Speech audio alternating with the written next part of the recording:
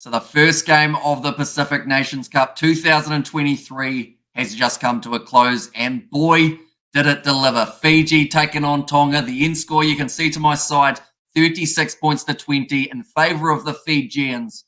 Although with how the game started, you wouldn't have expected this to be the end result. But throughout this review, we're going to be looking through at key moments throughout the games, the try scorers, and who we feel had the best performance. But looking at the way this game started, we saw 3 quick fire tries from the Fijians. They were sitting 19-0 up after only 13 minutes in this game. Tonga had also received a yellow card at that point. It was the number 6, Tanginoa Halaiwhanua, and he was off the field for 10 minutes. And then after that yellow card, they did manage to get themselves 2 more tries. But the first try of the match, it was actually a penalty try. You don't see that too often, but it was from the rolling maul of Fiji, looking very strong. That is when Halaiwhanua dragged it down and himself sent off the field. But Fiji, from the get-go in this game, they wanted to play physical and they wanted to play that fast-paced Fijian rugby we are used to seeing, not just at international level, but also for the Fijian draw. But the next try of the contest, it was scored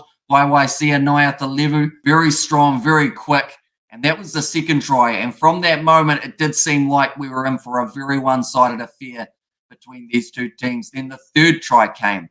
That was for Sam Matavesi off another rolling maul. Fiji, they weren't the only side that found success with their rolling maul game. The first try of the contest coming for Seula Mali for the Tongans. That was the start of a big comeback needed for Tonga in this match. The second try for Tonga, and that was actually their last try, but it was scored by Leva Fafita off the rolling maul. So that is something that Fiji will look to in the future, that they will have to improve on, not allowing the opposition to have so much freedom and so many meters made when it starts getting rolling. The second half was a bit of a stalemate. It was the early try of Leva Fafita, like I mentioned. But then we had a patch, which seemed almost uncharacteristic with the lack of points being scored. There were a lot of big hits coming in throughout that time, but then also quite a few knock-ons, a lot of penalties against both sides in this game. So discipline is something that they'll both want to work on heading into their next performances. Fiji, they have got Samoa,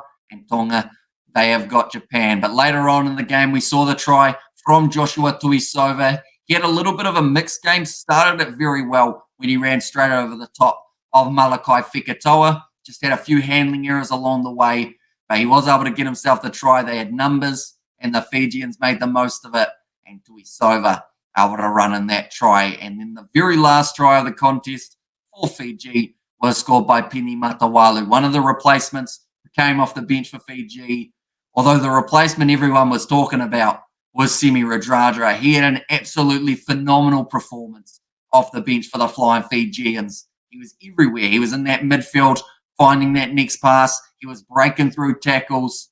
And him and Tuisova worked very well together. So I wonder whether or not they would consider that as the 12 and 13 combo in the future, or whether they stick with Naiatalevu being at 13 and do have Semi Radradra as that real impact player later on in a match. But this game was very entertaining. Last year when these two sides played in the Pacific Nations Cup, Fiji won at 36-0.